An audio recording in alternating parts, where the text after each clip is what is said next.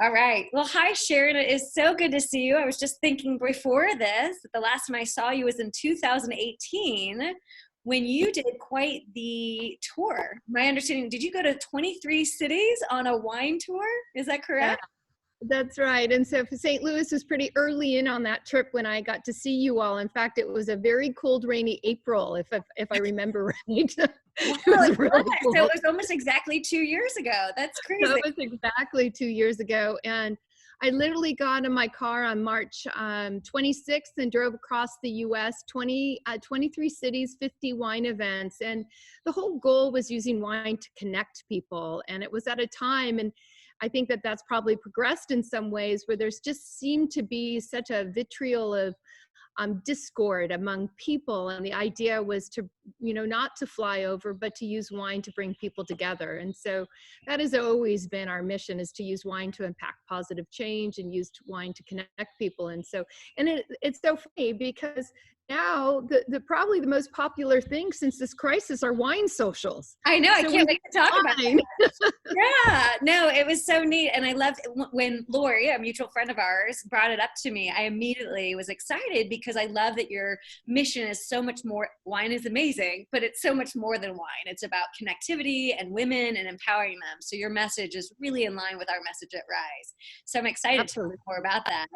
I want to back it on up a little bit before we get to talk about that fun stuff. At Rise, when talking to amazing women like yourself, we like to start. Oh, Kate, you just popped on. I'm going to take Kate off. Kate, if you could pop off, that'd be stop video. Good old technology. Sharon, are you still there? I'm still there. Oh, I'm going to listen to your video there again. Yeah. I'm Ask to start start again. video. All right, you're back. Yay. At Rise, when talking to amazing women like you, we like to back it up a little bit because our whole vision and mission is about inspiring young women. We are a pipeline for success. We grab young women grab sounds so aggressive. We start by supporting young women as high schoolers and really help them on their path with our mentor program. And so when talking to women like you, we think it's fun to go back to high school days and what was your first job, and then what are you currently up to? I know we kind of alluded to it, but yeah, so back in high school, what was your first job, or what did you think you wanted to be? Yeah, so I think I needed to get it at the time. You had to apply for Social Security. It wasn't given at birth, and so I think my first job was working in a Jelly Belly store in Tanforan, and I would take the bus up to San Bruno, which was close to my house, and I worked in a Jelly Belly. And the distinguishing thing that happened that summer is that I actually ended up with 9 cavities. As it turns out, Jelly Bellies wasn't the best thing for my dentist. And I remember so distinctly going to the dentist. He goes, "What did you do? Work at a candy shop?" I go, "How'd you know?" I did, actually. That was my first day. I did. That's funny. A lot of people. Oh, go ahead. Sorry. Yeah, no. So I mean, it's as high school was like. I think for me, high school was. Everyone had their middle school years, and for me, it was that 8th grade year that was so suffered through that year. And so by the time I hit high school, I just loved high school. And yeah, and so it was one of these times where I got involved in everything. I mean, there wasn't an activity that I didn't sign up or participate in. I was big in sports. I was the head cheerleader. I was on government. I mean, I just embraced and loved high school. Probably the most interesting job that I had during the high school was I worked for a congressman. My whole senior year, I had enough credits and basically in order to graduate early. And so I ended up working for a congressman, and that was incredibly interesting to see, inside look at working for the government. At the time, I thought I wanted to go into government. And after that internship, I realized I had no interest in going into government. Yeah, what great exposure at a young age. Yeah. So cavities from working at a candy shop and no interest in civic participation. I can't wait to hear about what what trials you have with owning a winery. Oh my goodness. So so high school was, I think it's funny. I think the importance of teachers in high school too. I still, when I think about, those days when teacher appreciation day, even as my kids went through high school, there was one specific teacher who just changed my world. It was Mr. Booker, and it was hilarious because he was a history teacher, and he was hilarious. He was such an amazing teacher, but he was also the girls' football coach. If you can imagine, girls play flag football.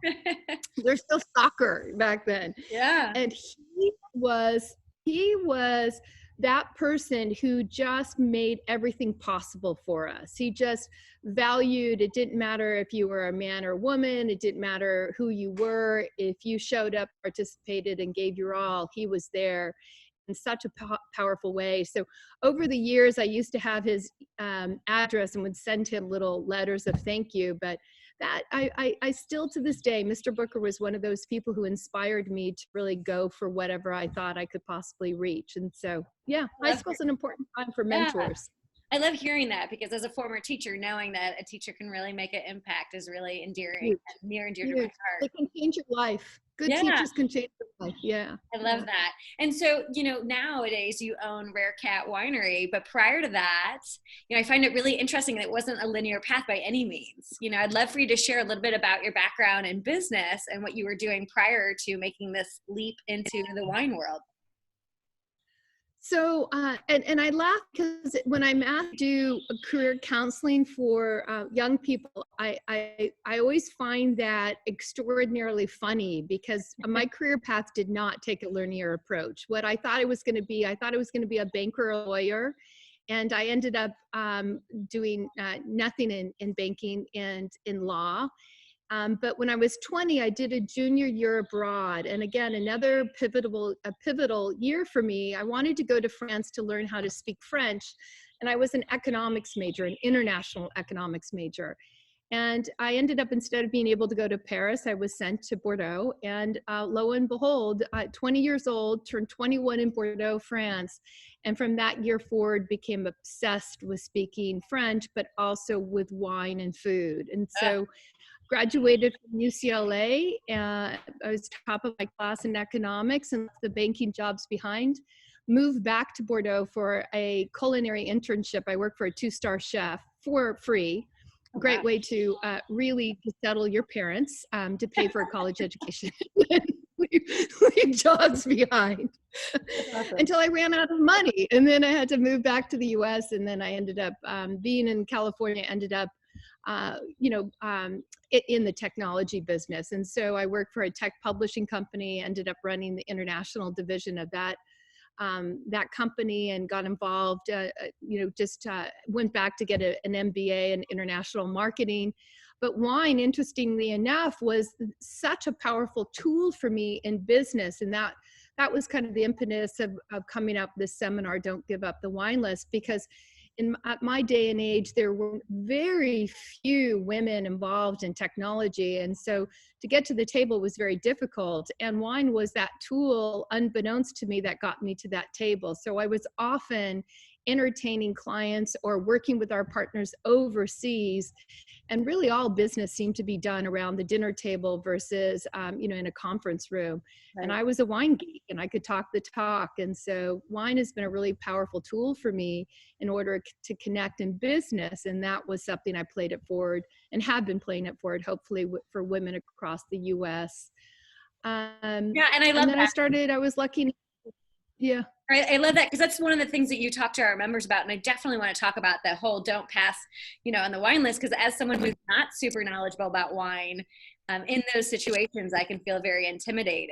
And I love that your message behind that. So I definitely want to talk about that. But before we get to that, I'd love to back up. So that company, tech company, my understanding is that it sold, that it had success and that it sold, and you got to be a part of that. Is my memory correct about that?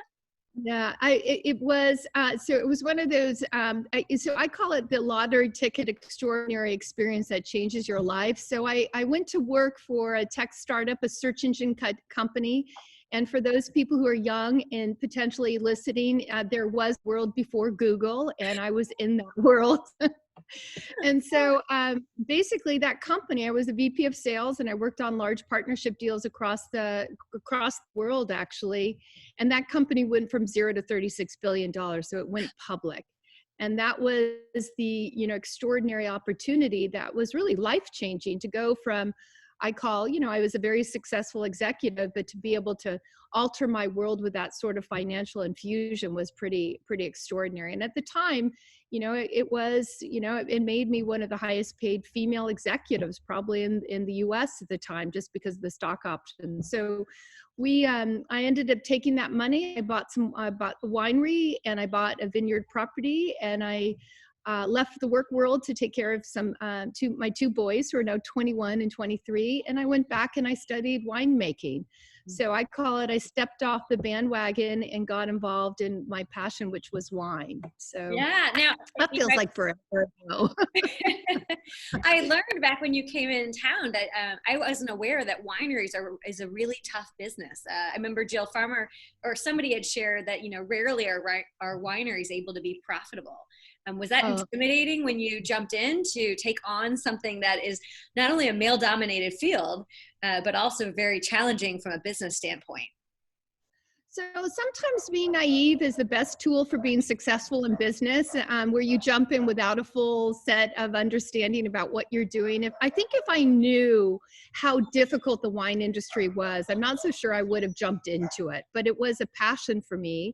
It's not a hobby. It's actually a business. So there are a lot of people who get into the wine industry because of ego, because of lots of different reasons, but usually money is not that driver. So we're competing against people who on one side are making millions and millions of cases of wine. And on the other side, we're competing against, ex-billionaires who want to get involved in the wine industry. So it's a tough to participate. Rarecat it's our 11th season. I can tell you that most wineries don't make it past 10 years. So we feel very privileged to be in a small rarefied air.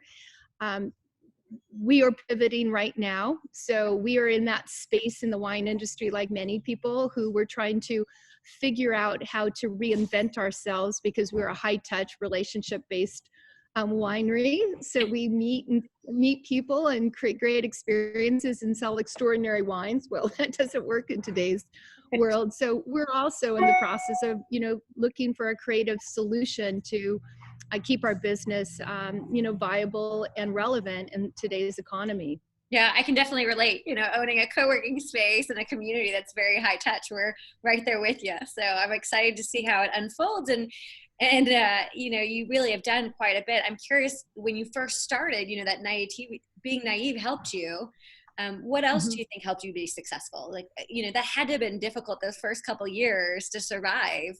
And especially with so much learning and so many roadblocks that I would imagine came your way. How did you keep going? Extraordinary. And what got you successful? I think several things is one was it really, I was fortunate enough, the one skill that my parents taught me, or not only the one skill, was the ability to work extraordinarily hard. So I think the first thing was learning how to work really, really hard. I think the second thing, to be honest, was grit. It's, all those things that, once, being faced with so many obstacles and just kind of working against those and getting up every day, even though their challenges were big, to try to make it work. I think I had to leave a lot of humility at the door, and I had to ask for help. And, to go from someone who had a nice, successful career in business and, being self-reliant and independent and all those extraordinarily wonderful adjectives, I had to check that out of the door, and I had to reach out to my network of mentors and friends and say, I need help. I don't know if I can do this. Right. And people stepped up and they helped, and it was extraordinary. Yeah. So I think those are the three things. Mm-hmm. Yeah, I found that too, how people, if you're willing to ask for help, will come out of nowhere and bend over backwards for you. It's just so often we forget to ask. So I love that you said that. Yeah, and especially in these times when we're all struggling. And especially women. Women, I find there's some extraordinary research about women and women-owned businesses. And, this economy is a very interesting place for us, because when I think about women and I think about small businesses, it's women who run small businesses. And for years and decades, they have created the economic power for this economy. And yet, during this crisis, I think a lot of women-owned businesses are struggling because of financing, because of a lot of different things. And so, but as women, and again, there's exceptions to all rules, we often get in the muck and we don't see things from a strategic perspective. We don't have advisors, or we don't have mentors to help us soundboard. And those two things are critically important, I think, for women to be successful, is really to have that sounding board, those advisors, those mentors to step in to help you see things in a different way. Oh, absolutely. Yeah, it's been life-changing for me. Now, so you mentioned that you hit the 11-year mark, which is a big deal to cross over 10 years owning a winery, and it sounds like you're pivoting and shifting quite a bit. So I'm excited to talk about that. But what are some lessons or things that you learned over those 10 years, or what are some big takeaways?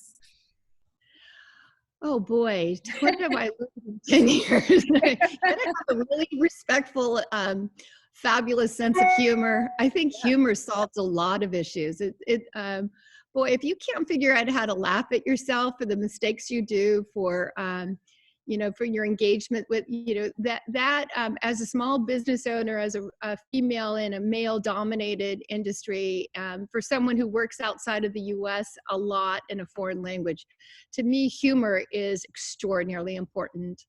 I think I've learned that I have a very creative brain, and that creative brain allows me to see things differently. And I think seeing things differently and being different than everyone else in the field is so fundamentally important for anything, whether it's a product, a company, or individual, is figuring out what you do extraordinarily well and doing it, but making sure that that is different, a different way of thinking or seeing things in a different way than anyone else. For instance, we're the only winery in the world producing wines in 4 world-class regions.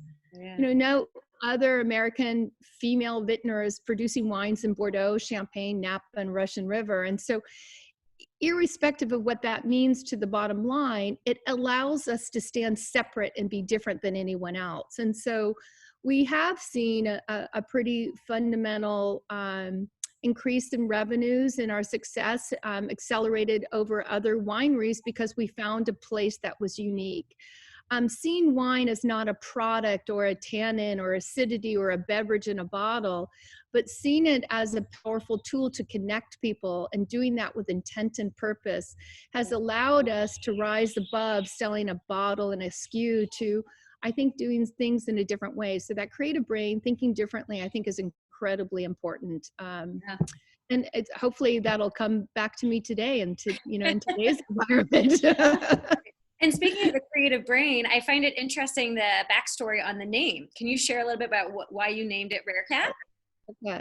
Well, Rarecat comes from an anxious, stress-filled brain, I'm sure. So in 2008, when I started Rarecat, I owned a couple other wineries.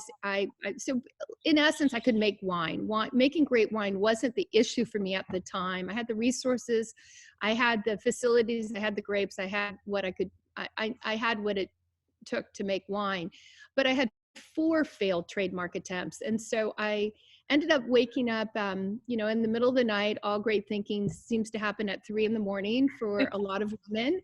And I Googled the word moxie, and I found an extraordinary site called Urban Dictionary. And I used the word extraordinary because of its exception to the ordinary, extraordinary. And, but Rarecat means, means a woman of such, she's a rarity. It means a rare beauty. And so I think the name found me. And it was also way before I had started doing a lot of work to empower women and using wine as a tool to do that. So the name found me in the middle of the night. But the wines I wanted to make rare beauties. I wanted to make intriguing wines. I wanted to make temptresses, wines that would tempt you to come back to the glass, that had the complexity to do that. And so I love the name. Yeah. I think it's a great story, and I would love to talk more about, you talk a lot about how it's not just about the wine and going to that message of don't pass on the wine list. If you could share a little bit about your message regarding that and being a woman, and while it's going to be a bit of time before we're out, at the restaurants for our business dinners and all of that, I'm curious some of your philosophies on don't pass the wine list. Yeah, I can tell you how it all, I always think when random concepts come together and they formulate ideas, that's a really interesting place to be. And there was two things that I saw happening. I had these really brilliant female friends, people who could run corporations, big parts of corporations, raise millions of dollars. I mean, very, very talented women who went to top Ivy League schools, and yet they couldn't order wine on the wine list. They would pass me the wine. So wine to these extraordinarily successful women was very intimidating. And that was hilarious to me, because what's intimidating about wine? You like it or you don't. I mean, I think secondly was seeing this kind of extraordinary success in my business career, because if you couldn't get to the table, you couldn't deliver your message. And I was often at that table, and what I found is the conversation points weren't necessarily on the business we were doing, but it was on other issues. I mean, weather, sports, but in my case, it was about wine. And so what I realized is that wine is probably one of the most powerful tools to bring people together. If you bring people together, then things can happen. So if I could use wine to connect people and empower women, that's how that all came about. And then the subconscious biases that we see in business, we see it in how we dress, we see it in the words we use, we apologize more, those active terms. There's so much great research about how we speak. But also it's the subconscious biases in business. And when you hand the wine list to someone out of business, in a business setting, when we get back to restaurants, hopefully sooner or later, right. That person who gets that wine list is the perceived power at the table. They control the conversation. They're the perceived authority. And when women pass that wine list up, it is this subconscious bias that they cannot cope. They cannot handle something as simple as ordering wines. They're passing up their power. And I realized the importance of that. So it's a tool. There's so many other. You can go golf. I don't golf, but if you can golf, you're golden. If you can order wine and golf, pre-COVID, you were set up for success. And so so that's the power. And it a lot of it just goes back to who collects really expensive wines. And so far at this point, it's still men.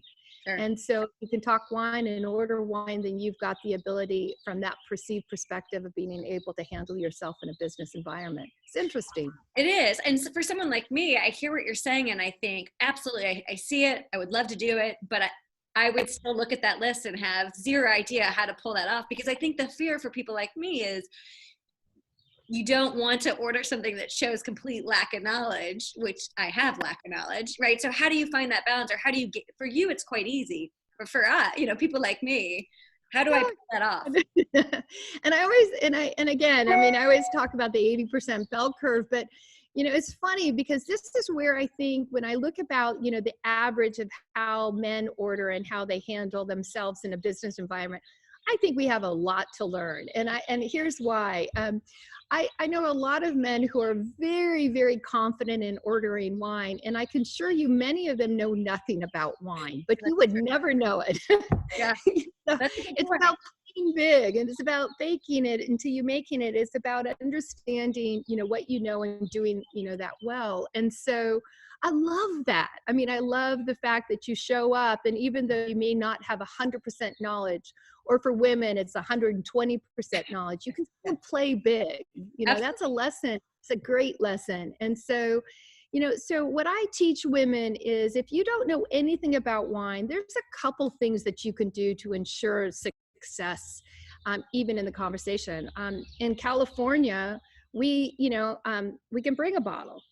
I mean, yeah. with your own bottle. You don't, it's already, call the restaurant, when restaurants existed, I always say, but, let's say you're doing a Zoom social where you can do the research before. You can find a wine shop, you can talk to a winery, you can get the details about that wine that you want to share with others to bring, and you can educate yourself. So that's positive. You can stick to world-class regions. There's so many regions in the world, 5 major regions in the world, that anything you order from that region is really going to be world-class. And so if you don't know much, just stick to where it doesn't matter about the producer, because the whole industry is going to be everything out of that region. You can't go wrong with a Napa cab. There are no bad Napa cabs. Well, you can't go wrong with champagne. There are no that bad is true. champagne. Well, those are great messages. And my favorite takeaway is just this idea of calling ahead, being really intentional and thinking it through ahead. That's a great message. You mentioned virtual, and I definitely wanted to get to that. The way we're doing business right now is so different than it was. And I know that there are a lot of virtual happy hours, and there's still business being done over wine. And so as we're getting creative and thinking about how to continue on, I know you have some fun thoughts around wine and virtual happy hours. How do we make those successful? I do. Well, if I could maybe even offer some resources to people as well. So we are, this week, we are actually giving away a guide on how to host a wine social. What I realized and what I have. Oh no, you're muted. Sharon, I can't hear you anymore. I don't know if it's your connection and it was right when it was getting to the good stuff. Good old technology. Let's see if she comes back. If she doesn't, I'm really excited for these wine socials, but I'm not sure. It sounds like she's hosting something. Oh, there you are. You're back. Oh, sorry, I didn't lose you. Yeah. Oh, so I was saying, and I'm sorry, it shows, I'm there, still there. You're back, Okay. Sharon. So you just started saying that you're hosting something coming up regarding your wine socials and how to do it well. Yeah, so so I have a free guide. In fact, if I can put in a little plug, rarecatwines.com/wine social, you can actually go and download a free guide to hosting a wine social. We put together a lot of tips and tricks. And then on a weekly basis, we realize is we want to empower people to use wine to connect and help them be successful, whether they're connecting with friends or family, or in a business situation, helping companies connect with their clients, with their employees. And each week, we're curating all sorts of really fun content, engaging content, and it's our way of playing that forward. We are actually going to be sharing that with anyone who would be interested in getting it. It's free. You don't have to buy our wines. You can just download that. So. Well, that's a huge help, and we have bought your wine and really enjoyed them. So that's a fun thing they can choose to do as well. Yeah, that's super helpful. We don't mind people buying our wine, but I think when all of this was going down, and just this sense of profound impact this had on our community, that people still need to connect. Yes. They still have businesses, and so if there's a chance that we can help empower our clients and help enable companies to be successful through this, well, then good is going to come to Rarecat. You do the right thing and good comes. And so my skill set is being able to curate really fun, active, really fun, engaging content that people can use, because wine socials and virtual tastings seem to be the #1 way of engaging with people these days. Very true. So that's what we're going to put together, and we'll continue to do it until there's no need to do it any longer. So, but this may be the new norm. I know. It'll be interesting to see how this unfolds. It's interesting. I would tell you prior to this conversation that I wouldn't consider myself a big wine person, but what I'm loving about this conversation is this idea of it's so much more than the drink itself. It's this concept of community and connection and bringing people together, which is near and dear to my heart. So I love thinking about it beyond just the drink itself. And that's so in line with who and what we are. So I appreciate that. I'm curious, as you continue on and navigate these times, we talk a lot about at Rise that you are the average of the 5 people you spend the most time with, because who you surround yourself with really shapes your view of the world, your grit, all the things we've talked about today. So when you think about people that really made an impact in your life, anyone jumping out or coming to mind? Oh yeah. So I can tell you, from someone who's an extrovert who has, based their career on engaging and meeting people, that is what I love. And that, being sheltered in place was really difficult. I mean, it had a profound impact, for us as a company, but also for me as an individual, and kind of figuring that out. And so it's interesting, but here's the silver lining. I now engage and see people I care about who don't live here in Napa more frequently because of these wine socials. And so I hope it never goes away in this sense. I hope we still understand the power of that connection, and we use it. I hope we get to meet in person very soon, but also we still continue to use these great virtual connection points. I think it's really important. So the people, I'll give you, there is a fantastic, these 2 women from the very beginning of Rarecat, Diane Flynn and Patty White, and they're huge mentors and have been of mine forever. They're dear friends, turned into mentors, or also became clients, kind of helped me early on. Interestingly enough, one of them, their daughters is now in her mid-20s and is now doing some social media marketing for us. So it's all in one family. This is a little girl who I fed chocolate chip pancakes to. So things do come around if you wait long enough. Absolutely. I'm really fortunate to be surrounded by extraordinary women in the wine industry, and I've spent a lot of time trying to support women in my own industry. So a great woman who I talk to every day as my sounding board, Lisa Redmond, who has a very small winery like mine, Redmond Wines. Another gal, Janice Ilsley, her family has been in Napa forever. They also have a small wine brand. So I use them as sounding boards on a daily basis or a weekly basis to share ideas. I started a wine social with other family-owned wineries, just really to stay engaged and to share peer-to-peer information.